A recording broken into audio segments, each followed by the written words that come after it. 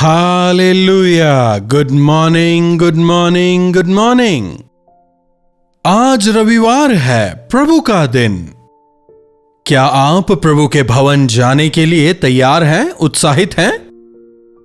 हर रविवार मैं लगातार आपसे कहता आ रहा हूं कि एक विश्वासी के लिए रविवार को चर्च जाना, प्रभु के साथ संगति करना, उसकी आत्मिक बढ़ोतरी के लिए बहुत अधिक आवश्यक है। तो अब आप बताइए, क्या हर रविवार आप चर्च जाते हैं? 2026वें साल का यह जो पहला महीना है, करीब करीब खत्म होने आ रहा है और मैं उम्मीद करता हूं कि आप इस साल में हर रविवार चर्च जाएंगे और प्रभु की संगति में आगे बढ़ेंगे। तो आइए प्रार्थना के साथ मनन की शुरुआत करें। पवित्र पिता, आपका धन्यवाद, एक बार फिर से आपने एक नया दिन दिखाया। आज के इस दिन को आप आशीषित करें, हम सबों की मदद करें कि आज हम अपने आप को तैयार करते हुए आपके सानिध्य में जाकर, आपके भवन में जाकर आत्मा और सच्चाई से आपकी आराधना करने वाले हम हो जाएं। प्रभु, इन दिनों में जबकि हम आपके विभिन्न नामों पर चर्चा कर रहे हैं, आपके विभिन्न नामों के अर्थ को समझकर, उन नामों के महत्व को समझकर आपके और अधिक नजदीकी में बढ़ पाने में हमारी मदद करें। एक बार फिर से अपने वचनों द्वारा हमसे बात करें। यीशु के नाम से प्रार्थना मांगते हैं, आमीन।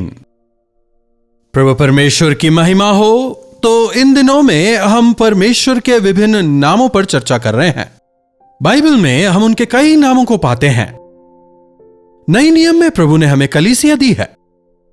जब प्रभु यीशु मसीह ने हमारे लिए क्रूस पर अपनी जान कुर्बान की, शैतान का जो सर है वो पूरी तरह कुचला गया और पाप के जंजाल में फंसे हुए मनुष्य जाति को उद्धार का रास्ता मिला।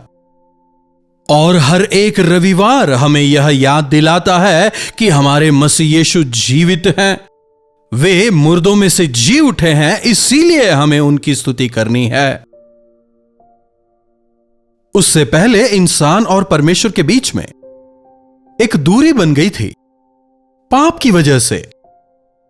प्रभु यीशु मसीह ने अपने क्रूस की मृत्यु के द्वारा उस दूरी को खत्म किया, हमें परमेश्वर के करीब लाए। उतना ही नहीं, मनुष्यों के बीच में प्रेम को पैदा किया, पाप से उद्धार का मार्ग दिखाया।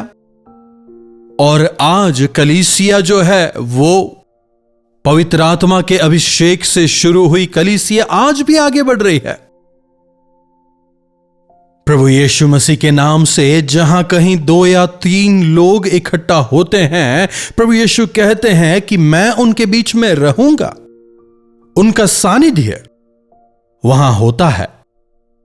यहोवा के विभिन्न नामों पर इन दिनों में हम अध्ययन कर रहे हैं। और फिर उसमें अगला है यहोवा शम्मा, मतलब उनका सानिध्य, परमेश्वर वहां पर मौजूद है। यह हिजकेल की पुस्तक 48वां अध्याय उसकी 35वीं आयत देखिए। नगर के चारों अलंगों का घेरा 18,000 बांस कहो और उस दिन से आगे नगर का नाम यहोवा शम्मा रहेगा, या यहोवा के सानिध्य का स्थान, या परमेश्वर का निवास स्थान, परमेश्वर का सानिध्य। हर रविवार हमें आराधनालय क्यों जाना है? क्योंकि वो परमेश्वर का स्थान है, परमेश्वर का निवास स्थान। परमेश्वर के सानिध्य का अनुभव करने के लिए हम उनके भवन जाते हैं। दुखद यह है, आज कई सारे लोग अपने आप को परमेश्वर का निवास स्थान कहते हैं, लेकिन यह भूल जाते हैं कि उनके निवास स्थान के लिए पवित्रता अत्यंत आवश्यक है। परमेश्वर कहते हैं कि अपने आप को पवित्र करो ताकि मैं तुम्हारे बीच निवास कर सकूं। परमेश्वर का भवन पवित्र है। उनके भवन में कार्य करने वालों को पवित्र होना है। मसीह यीशु के लहू से अपने आप को पवित्र करना है। यहोवा के मंदिर के उपकरणों को ढोने वालों, अपने आप को तुम पवित्र करो। पवित्र वस्त्रों को पहनकर हमें उनकी आराधना करनी है। रविवार को जब आप उनके भवन जाते हैं, क्या अपने हृदयों को तैयार करके जाते हैं? आज प्रभु मुझसे क्या कहेंगे, मुझसे क्या बात करेंगे? क्या जाते समय आप में ऐसा उत्साह होता है? आज प्रभु के सानिध्य में मैं आनंद मनाऊंगा, मैं चंगाई पाऊंगा। क्या ऐसी एक इच्छा, ऐसी एक सोच के साथ आप जाते हैं? आज अनेक आराधनालयों में कार्यक्रम तो तमाम होते हैं, लेकिन पवित्र आत्मा के कार्यों का वहां ना होना काफी अधिक दुखद है। वे हमारे साथ में रहने की इच्छा रखते हैं, वे अपने सानिध्य को हमें देते हैं। पहले शमूएल की पुस्तक में हम देख सकते हैं, एली के याजकाई के समय में परमेश्वर का सानिध्य परमेश्वर के भवन से उठ गया। एली के पुत्र जब पाप करके अपनी इच्छानुसार जीवन बिताते थे, इकबोत परमेश्वर का सानिध्य हट गया। हाय, अगर परमेश्वर के भवन में परमेश्वर का सानिध्य ना रहे, परमेश्वर की महिमा ना रहे, तो फिर किसी भी और चार दीवारी में और उसमें क्या फर्क रह जाएगा? विभिन्न स्थानों में जहां पर लोग इकट्ठा होते हैं, उन स्थानों के बीच और इस स्थान में क्या फर्क रह जाएगा? जहां परमेश्वर है वही उनका भवन है।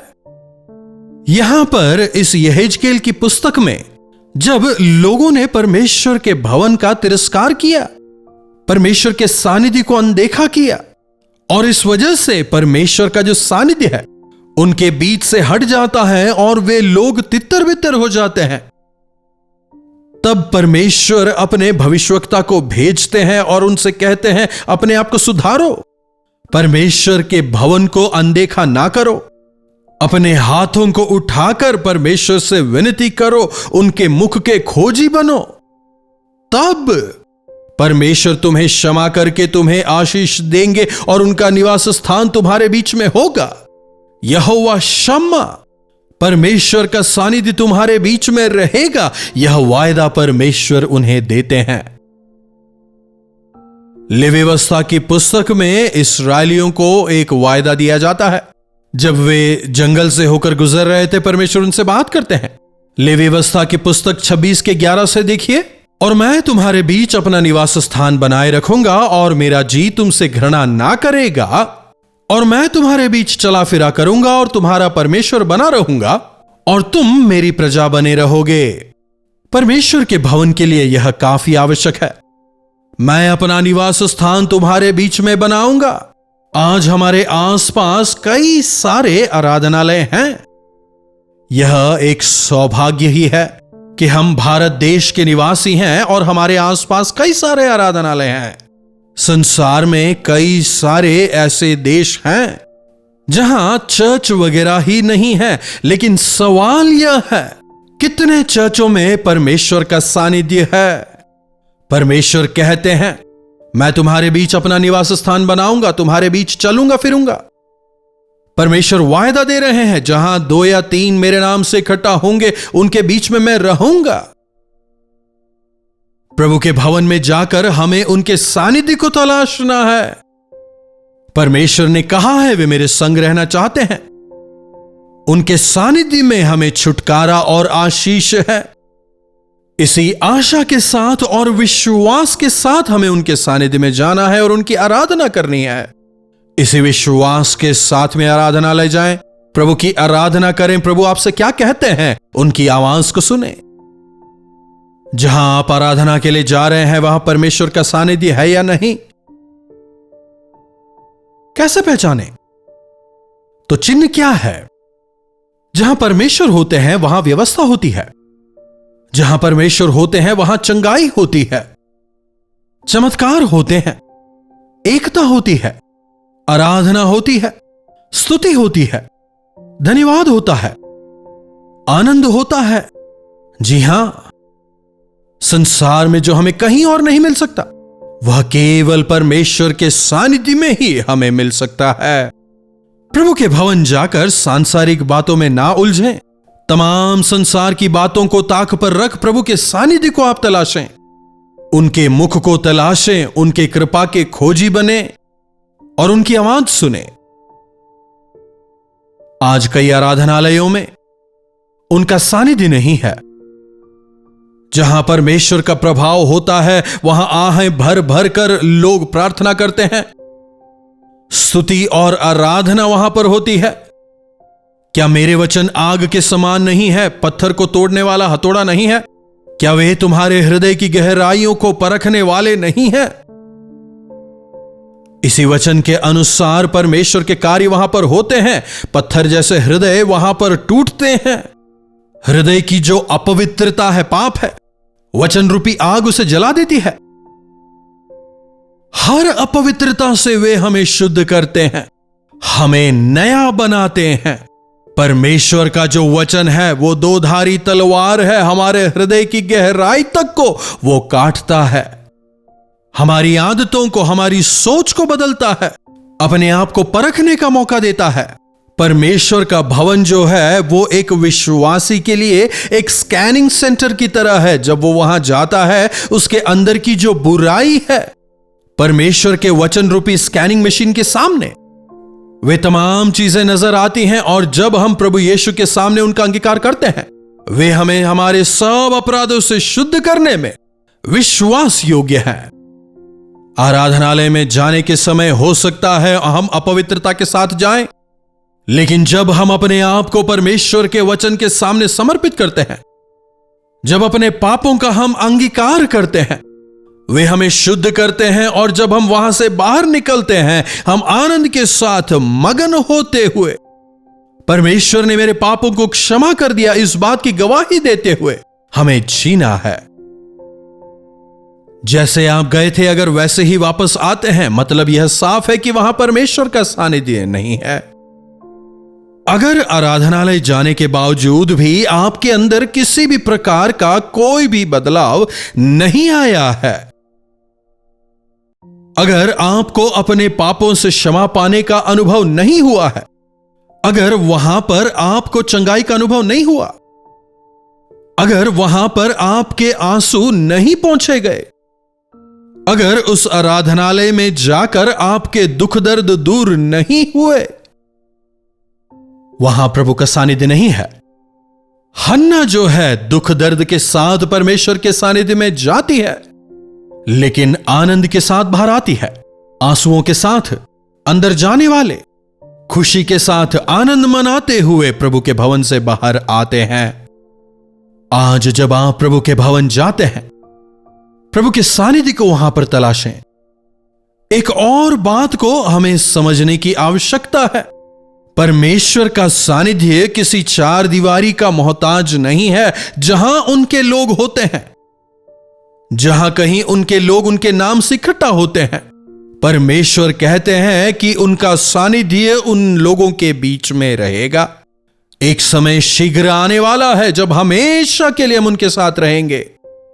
प्रकाशित वाक्य 21:3 में फिर मैंने सिंहासन में से किसी को ऊंचे शब्द से कहते सुना कि देख, परमेश्वर का डेरा मनुष्यों के बीच में है और वे उनके साथ डेरा करेंगे और वे उनके लोग होंगे और वे उनके परमेश्वर होंगे। वे उनके सब आंसू पोंछ डालेंगे और उसके बाद मृत्यु ना रहेगी और ना शोक, ना विलाप, ना पीड़ा रहेगी। पुरानी बातें जाती रही। हालेलुया। संसार में आराधनालयों को हम जो देखते हैं वह स्वर्ग में परमेश्वर के सानिध्य का प्रतिरूप है। जब प्रभु यीशु में आपके पाप क्षमा किए जाते हैं, आपका नाम जीवन की पुस्तक में लिखा जाता है और तब हम ऐसे प्रदेश में भागी होने के अधिकारी होते हैं जहां ना रोना है, ना दुख है, ना आंसू है, ना दांत पीसना है, केवल प्रभु का सानिध्य है। ऐसा अनुग्रह प्रभु हम सबों को प्रदान करें। प्रार्थना। महापवित्र पिता परमेश्वर, यहोवा शम्मा हमारे बीच में निवास करने वाले प्रभु, हम आपके शुक्रगुजार हैं। प्रभु, हमें आपका सानिध्य चाहिए। आपके सानिध्य में छुटकारा है, आनंद की भरपूरी है। प्रभु, आपके सानिध्य में संपूर्णता है, चंगाई है, आपके सानिध्य में सुरक्षा है, आपके सानिध्य में जय है। प्रभु, आपके सानिध्य के बिना, आपके बिना कुछ भी नहीं है, जीवन पराजय है। हमें आपका सानिध्य चाहिए। प्रभु, इस समय दोबारा आपके सन्मुख आते हैं, हमें शुद्ध और पवित्र करें और आपके सानिध्य में पवित्रता के साथ जीने का अनुग्रह हम सबों को दें। यीशु के नाम से प्रार्थना मांगते हैं, आमीन। अब हमारे पिता परमेश्वर का प्रेम, प्रभु यीशु मसीह का अनुग्रह, पवित्र आत्मा की संगति और सहभागिता हम में से प्रत्येक के साथ आज, कल और सर्वदा बनी रहे, आमीन। प्रभु की महिमा हो। चर्च जरूर जाएं, प्रभु की आराधना करें, उनके सानिध्य के खोजी बने रहें। अपने प्रार्थना विषयों को आप हमें 9884907779 पर व्हाट्सएप, वॉइस मैसेज या टेक्स्ट के जरिए भेज सकते हैं। हम आपके लिए जरूर प्रार्थना करेंगे। आप भी लगातार प्रार्थना करते रहें, प्रभु अवश्य आपके जीवनों में चमत्कार करेंगे। अगर चैनल को अब तक आपने सब्सक्राइब नहीं किया है तो चैनल को आप सब्सक्राइब करें, लाइक और शेयर करना भी ना भूलें। अगर इन वचनों के जरिए आपने आशीष पाई है और अगर पवित्र आत्मा आपको प्रेरित करते हैं कि आप इस सेवकाई में अपना योगदान दें, तो आप हमें व्हाट्सएप मैसेज करें, हमारी टीम आपसे संपर्क करेगी। तमाम जानकारियां आपको मुहैया कराई जाएंगी। इन्हीं वचनों के साथ आज मैं आपसे विदा लेता हूं। प्रभु आप सबों को आशीष दें। हालेलुया। पुणे और उसके आसपास रहने वालों के लिए शुभ संदेश। अगर प्रभु की इच्छा रही, जनवरी 26 तारीख को गणतंत्र दिवस की छुट्टी रहेगी, तो उस दिन प्रभु यीशु मसीह के नाम से हम सभी इकट्ठे होकर उनकी स्तुति और आराधना करने पाएं। इसके लिए एक विशेष गेट टुगेदर का हम पूना में जनवरी 26 तारीख को आयोजन कर रहे हैं। शाम को 5 बजे से रात 10 बजे तक केवल एक सेशन। आए, भाग लें। हिंदी बोलने वाले, तमिल बोलने वाले, तेलुगु बोलने वाले, मलयालम बोलने वाले, कन्नड़ा बोलने वाले, आप सबों को मैं प्रेम पूर्वक आमंत्रित करता हूं, क्योंकि हर रोज तेलुगु, तमिल, हिंदी, मलयालम, बंगाली और उड़िया भाषा में प्रसारित होने वाले कार्यक्रमों को आप सभी देखते हैं। पुणे जैसे शहर में अनेक भाषा बोलने वाले लोग हैं। जाति जाति के लोगों के लिए प्रभु यीशु मसीह ने अपने लहू को बहाया, इसीलिए इसके लिए उनकी महिमा और स्तुति करने के लिए, प्रभु की भलाइयों को याद करते, उनकी प्रशंसा और महिमा करने, प्रभु यीशु मसीह के आगमन के लिए उनके वचनों के द्वारा अपने आप को तैयार करने के लिए इस गेट टुगेदर का आयोजन कर रहे हैं। अपने परिवार समेत अवश्य आएं, अपने मित्रों को भी अवश्य बुलाएं। आपसे व्यक्तिगत तौर पर मिलकर आपके लिए प्रार्थना करने के लिए मैं तैयार रहूंगा। आए, भाग लें, आशीष पाएं। एड्रेस गौर कीजिएगा, YMCA सेंटर, रास्ता पेट, नियर क्वार्टर गेट, पुणे। अधिक जानकारी के लिए नीचे दिए गए नंबरों पर आप व्हाट्सएप कर सकते हैं। आए, भाग लें, प्रभु की आशीषों को पाएं। कल्वरी दर्शन, ये है प्रेम के दर्शन, यीशु प्रेम के दर्शन। कल्वरी दर्शन, ये है प्रेम के दर्शन, यीशु प्रेम